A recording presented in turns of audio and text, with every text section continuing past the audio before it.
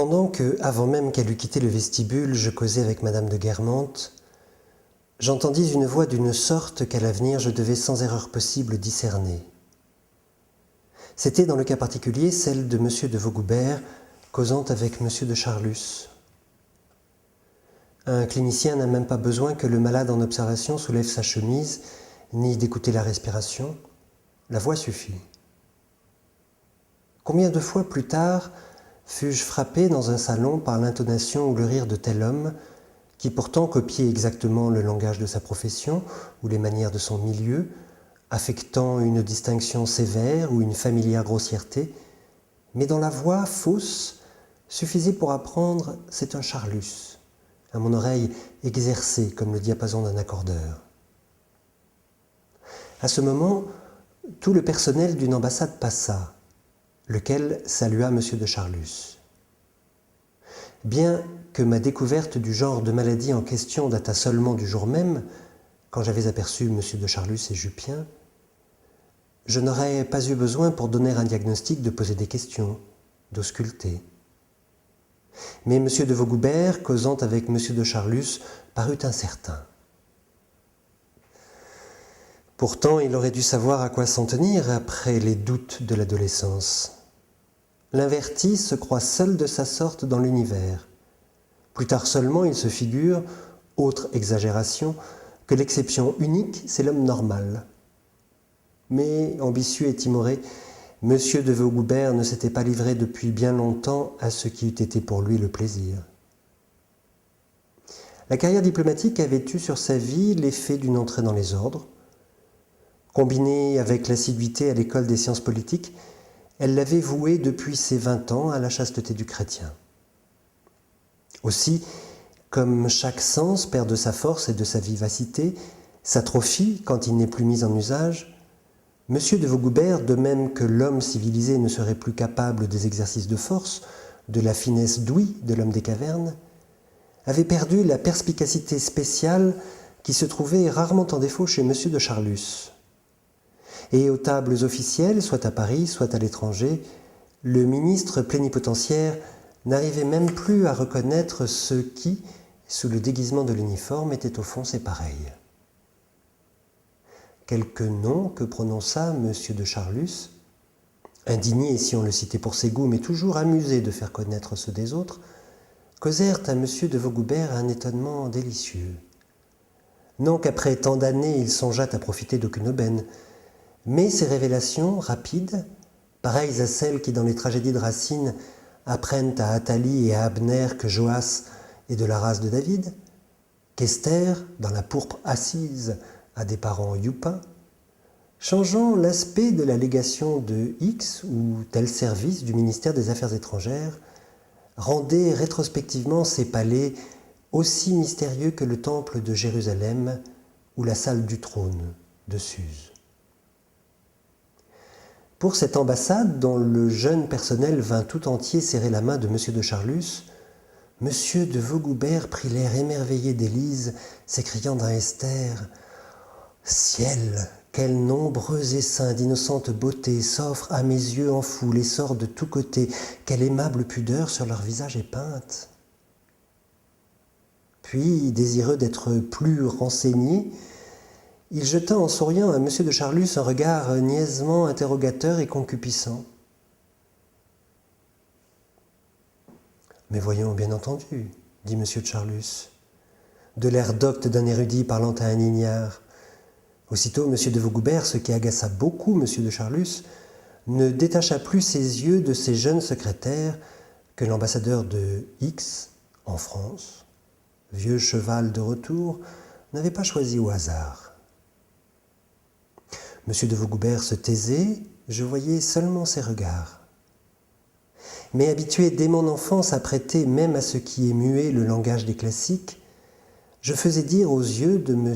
de Vaugoubert les vers par lesquels Esther explique à Élise que Mardochée a tenu par zèle pour sa religion à ne placer auprès de la reine que des filles qui y appartinssent. Cependant son amour pour notre nation a peuplé ce palais de filles de Sion, jeunes et tendres fleurs par le sort agitées, sous un ciel étranger comme moi transplanté, dans un lieu séparé de profanes témoins, il, l'excellent ambassadeur, met à les former son étude et ses soins. Enfin, M. de Vaugoubert parla, autrement que par ses regards. « Qui sait, dit-il avec mélancolie, si dans le pays où je réside, la même chose n'existe pas ?»« C'est probable, répondit M. de Charlus, à commencer par le roi Théodose, bien que je ne sache rien de positif sur lui. »« Oh, pas du tout. »« Alors il n'est pas permis d'en avoir l'air à ce point-là. Et il fait des petites manières. Il a le genre mâchère, le genre que je déteste le plus. Je n'oserais pas me montrer avec lui dans la rue. Du reste, vous devez bien le connaître pour ce qu'il est. Il est connu comme le loup blanc. Vous vous trompez tout à fait sur lui. Il est du reste charmant. Le jour où l'accord avec la France a été signé, le roi m'a embrassé. Je n'ai jamais été si ému. C'était le moment de lui dire ce que vous désiriez. Oh mon Dieu, quelle horreur! S'il avait seulement un soupçon. Oh, mais je n'ai pas de crainte à cet égard. Paroles que j'entendis car j'étais peu éloigné et qui firent que je me récitais mentalement « Le roi, jusqu'à ce jour, ignore qui je suis, et ce secret toujours tient ma langue enchaînée. »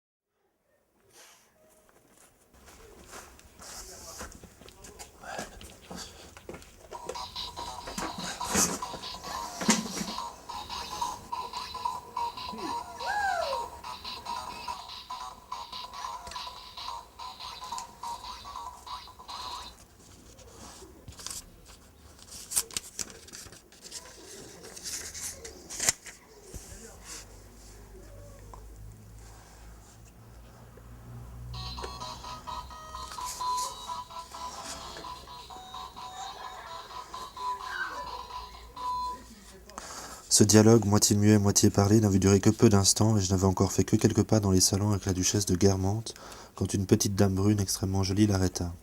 « Je voudrais bien vous voir. D'Annunzio vous a aperçu d'une loge. Il a écrit à la princesse de T une lettre où il dit qu'il n'a jamais rien vu de si beau. Il donnerait toute sa vie pour 10 minutes d'entretien avec vous. En tout cas, même si vous ne pouvez pas ou ne voulez pas, la lettre est en ma possession. Il faudrait que vous me fixiez un rendez-vous. Il y a certaines choses secrètes que je ne puis dire ici. Je vois que vous ne me reconnaissez pas, ajouta-t-elle en s'adressant à moi. Je vous ai connu chez la princesse de Parme, chez qui je n'étais jamais allé. L'empereur de Russie voudrait que votre père fût envoyé à Pétersbourg. Si vous pouviez venir mardi, justement, Islovski sera là et il en parlera avec vous. J'ai un cadeau à vous faire, chérie, ajouta-t-elle en se tournant vers la duchesse, et que je ne ferai à personne qu'à vous. Les manuscrits de 3 pièces d'Ibsen qu'il m'a fait porter par son vieux garde malade. J'en garderai une et vous donnerai les autres. Le duc de Guermantes n'était pas enchanté de ces offres. Incertain si Ibsen ou d'Annunzio étaient morts ou vivants, il voyait déjà des écrivains, des dramaturges, allant faire visite à sa femme et la mettant dans leurs ouvrages. Les gens du monde se représentent volontiers les livres comme une espèce de cube dont une face est enlevée, si bien que l'auteur se dépêche de faire entrer dedans les personnes qu'il rencontre. C'est déloyal, évidemment, et ce ne sont que des gens de peu. Certes, ce ne serait pas ennuyeux de les voir en passant, car grâce à eux, si on lit un livre ou un article, on connaît le dessous des cartes, on peut lever les masques. Malgré tout, le plus sage est de s'en tenir aux auteurs morts. Monsieur de Guermantes trouvait simplement parfaitement convenable le monsieur qui faisait la nécrologie dans le Gaulois. Celui-là, du moins, se contentait de citer le nom de monsieur de Guermantes en tête des personnes remarquées, notamment dans les enterrements où le duc s'était inscrit. Quand ce dernier préférait que son nom ne figurât pas, au lieu de s'inscrire, il envoyait une lettre de condoléance à la famille du défunt, en l'assurant de ses sentiments bien tristes. Que si cette famille faisait mettre dans le journal, parmi les lettres reçues citant celle du duc de Guermantes, etc., ce n'était pas la faute de l'échautier, mais du fils, frère, père de la défunte, que le duc qualifiait d'arriviste et avec qui il était désormais décidé à ne plus avoir de relations, ce qu'il appelait, ne sachant pas bien le sens des locutions, avoir maille à partir. Toujours est-il que le nom d'Ibsen et d'Annunzio et leur survivance incertaine firent se froncer les sourcils du duc, qui n'était pas encore assez loin de nous pour ne pas avoir entendu les amabilités diverses de Madame Timoléon d'Amoncourt. C'est une femme charmante, d'un esprit, comme sa beauté, si ravissant qu'un seul des deux eût réussi à plaire. Mais, née hors du milieu où elle vivait maintenant, n'ayant inspiré d'abord qu'un salon littéraire, amie successivement, nullement amante, elle était de mort fort pure, et exclusivement de chaque grand écrivain qui lui donnait tous ses manuscrits, écrivait des livres pour elle, le hasard l'ayant introduite dans le faubourg Saint-Germain. Ses privilèges littéraires l'y servirent. Elle avait maintenant une situation à n'avoir pas à dispenser d'autres grâces que celles que sa présence répandait. Mais habituée jadis à l'entre-gens, au manège, au service à rendre, elle y préserverait bien qu'ils ne fussent plus nécessaires. Elle avait toujours un secret d'État à vous révéler, un potentat à vous faire connaître, une aquarelle de maître à vous offrir. Il y avait bien dans tous ces attraits inutiles un peu de mensonge, mais il faisait de sa vie une comédie d'une complication scintillante, et il était exact qu'elle faisait nommer des préfets et des généraux.